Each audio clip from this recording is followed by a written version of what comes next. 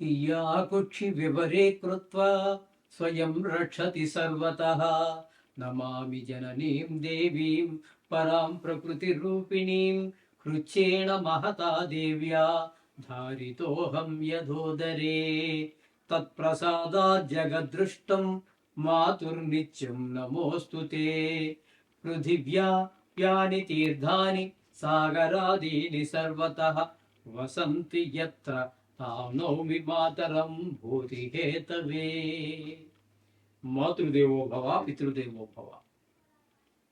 ఇప్పుడు మనము ఆగస్టు నెల 2026 సంవత్సరంలో గోచార ఫలితాలు ద్వాదశ రాశుల వారికి ఎట్లా ఉన్నాయి అనే విషయాన్ని మనం సశాస్త్రీయంగా తెలుసుకుందాము. శాస్త్రం కాకుండా ఒక్క మాట కూడా ఉండదండి. మిమ్మల్ని ఆనందపరచడం కోసం ఏవో లేనిపోరి మీకు లక్షలు వస్తాయి, కోట్లు వస్తాయి, నువ్వు కోటీశ్వరుడు అయిపోతావు, పిల్ల పెళ్ళి అయిపోతుంది, వెనకాల 5 అమ్మాయిలు పడుతున్నారు, ఇలాంటివి ఏమీ ఉండవండి. శాస్త్రం ఎంతవరకు చెప్పిందో అంతవరకే.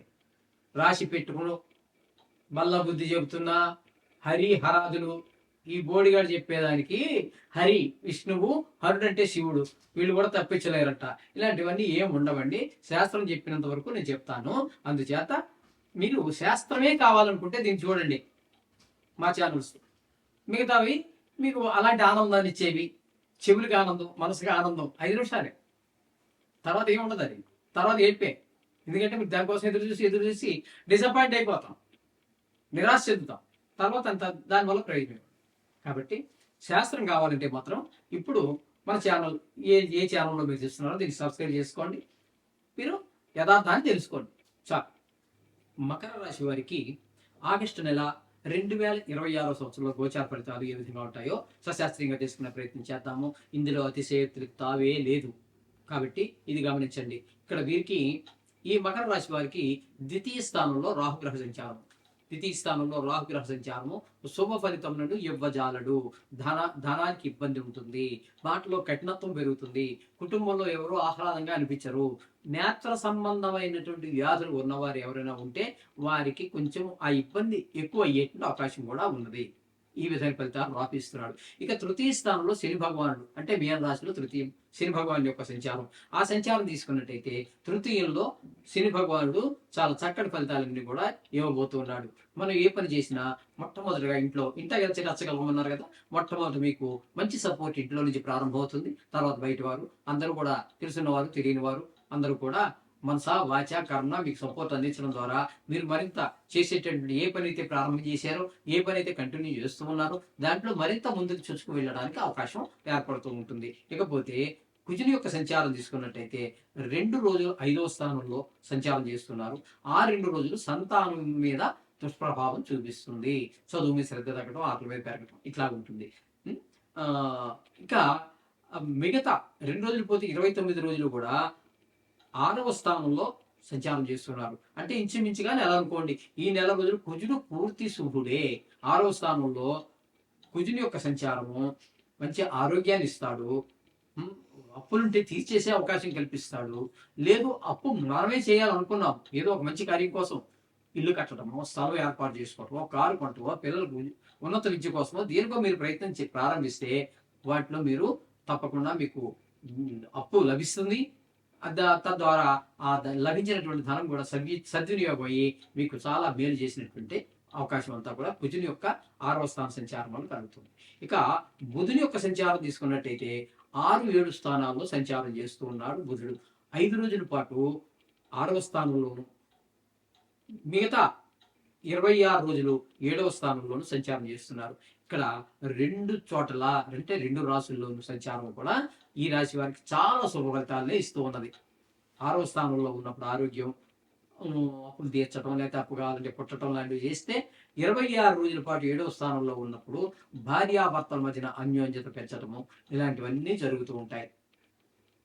అలాగే జాయింట్ వ్యాపారస్తుల మధ్యన కూడా ఏకాభిప్రాయం ఏర్పడుతుంది, వ్యాపారం ముందుకెళ్తుంది. అక్కడే ఈ 7వ స్థానంలోనే గురువు యొక్క సంచారం నెలంతా జరుగుతుంది. భార్యాభర్తల మధ్యన అన్యోన్యత బాగుంటుంది. వివాహార్థులు అంటే వివాహం కోసం ఎదురు చూస్తున్నటువంటి వారు, అమ్మాయి కావచ్చు అబ్బాయి కావచ్చు, వారికి వివాహం కుదరటం కానీ లేదా వివాహం జరిగిపోవటం కానీ జరిగే అవకాశం మంచి అవకాశాన్ని ఇక్కడ మనకి గురువు ప్రసాదిస్తూ ఉన్నాడు ఈ మకర రాశి వారికి. ఇక రవి యొక్క సంచారం తీసుకున్నట్టయితే 7వ స్థానంలో 17 రోజుల పాటు ఉన్నారు. ఈ 17 రోజులు 7వ స్థానంలో భార్య భర్తల మధ్యన కొన్ని చికాకులు కలిగించటము, జాయింట్ వ్యాపారస్తుల మధ్యన కూడా కొన్ని అభిప్రాయ భేదాలు ఏర్పడటము చేస్తాడు. తదుపరి 8వ స్థానంలోకి వచ్చి 14 రోజుల పాటు ఉంటారు. ఇక్కడికి వచ్చిన తర్వాత ఇంకా ఆ 7వ స్థానమే లో ఉన్నప్పుడే బాగుందిరా అనిపించే పరిస్థితి. మనకు తెలుసున్న వాళ్ళు, ఆప్తులో, చుట్టాలో, బంధువులు ఎవరికో పెద్ద కష్టం వచ్చిందని, కొంతమంది చనిపోయారు అనేటటువంటి దుర్వార్త వినటము, అలాగే హఠాత్తుగా ధన నష్టం జరగడం, పరాభవం జరగడం, అవమానాలు జరగడం, ఇట్లాంటివన్నీ కూడా 8వ స్థానంలో రవి సంచారం చేసేటప్పుడు ఏర్పడేటటువంటి ఫలితాలు ఆ విధంగా ఉంటాయి. ఇక శుక్రుని యొక్క సంచారం తీసుకున్నట్టయితే ఇక్కడ 2 రోజుల పాటు 8వ స్థానంలో, ఆయన 8వ స్థానంలో కూడా సుఫలితాలు ఇచ్చేటటువంటి గ్రహాలు రెండే రెండు, అందులో బుధుడు, 2 శుక్రుడు. కాబట్టి 2 రోజులు మనకి మంచి మంచి వార్తలన్నీ అందజేస్తాడు. తదుపరి భాగ్యస్థానంలో 9వ స్థానం అయినటువంటి కన్యలో ప్రవేశిస్తారు. అక్కడ కూడా భాగ్యస్థానంలో కూడా ఆయన చాలా చక్కటి ఫలితాలు, మంచి భాగ్యం, అన్ని భాగ్యాలండి మనకి కలిసి వచ్చేవి. మనకు ఆనందాన్ని కలిగించేటువంటి తల్లిదండ్రులు చూడటం, వాళ్ళు సేవ చేయటం, పిల్లలు బాగా చదవటము, భార్య మంచిగా చక్కగా చక్కటి భార్య దొరకటము, జీవితంలో మంచి గృహం దొరకటము, ఇంటి పక్కన ఇరుగు పొరుగు అంటారా, ఇరుగు పొరుగు, ఆ ఇరుగు పొరుగు వాళ్ళు కూడా మంచిగా ఉండటము, అలాగే ఉద్యోగం మంచి దొరకటము, ఆఫీసులో మంచి వాళ్ళు అన్నీ కూడా ఒక మంచి స్నేహితులు దొరకటం, ఇవన్నీ కూడా మనకి అదృష్టం, భాగ్యం కింద లెక్క. అటువంటివన్నీ కూడా ఈ శుక్రుడు మొత్తం మీద 2 రాసుల్లోనూ కూడా అంటే నెల పూర్తిగా శుభప్రదమైనటువంటి ఫలితాలు ఇస్తూ ఉన్నాడు. చేత మొత్తంగా చెప్పాలి అన్నట్టయితే ఈ మకర రాశి వారికి శని పూర్తి శుభుడిగా ఉన్నాడు. అలాగే కుజుడు కూడా 2 రోజులు వదిలిపెట్టేస్తే నెలంతా పూర్తిగా శుభుడిగానే ఉన్నాడు. 6, 7 స్థానాలలో ఉన్నటువంటి బుధుడు కూడా మంచి శుభప్రదమైనటువంటి గ్రహంగానే ఉన్నది. అలాగే 7వ స్థానంలో గురు సంచారం కూడా అద్భుతంగా ఉంది. చాలా అద్భుతమైనటువంటి ఫలితాలు ఏర్పడుతూ ఉన్నాయి. ఇక శుక్రుడు పూర్తి అనుకూలంగా ఉన్నాడు.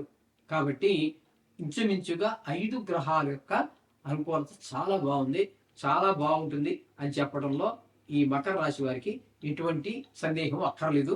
అయితే కొన్ని గ్రహాలు ఉంటాయి, చెప్తున్నాం కదండి, పూర్తిగా 12 గ్రహాలు శుభప్రదమైన ఫలితాలు ఇచ్చే అవకాశమే లేదు. కొన్ని గ్రహాలు ప్రతికూలుతుంటాయి. వాటికి సాక్షాత్తు ఆ భగవంతుడే ఒక రాముడిగా, ఒక కృష్ణుడిగా అవతారం దాల్చిన, మానవ అవతారం దాలిస్తే ఈ బాధలు తప్పించుకోజాలరు. కాబట్టి మనం ఎంత అనుభవించాలి, వాటిని అనుభవించాలి, లేదా వారిని కొంచెం ప్రసన్నం చేసుకుని ఆ యొక్క తీవ్రత, సాంద్రత తగ్గించుకోవాలని ప్రయత్నం చేయాలి. ఆ విధంగా చేస్తే మనకి లైఫ్ చాలా నల్లేరు మీద నడక అంటారు, ఆ విధంగా వెళ్ళిపోయే అవకాశం, శోభం పోయారు.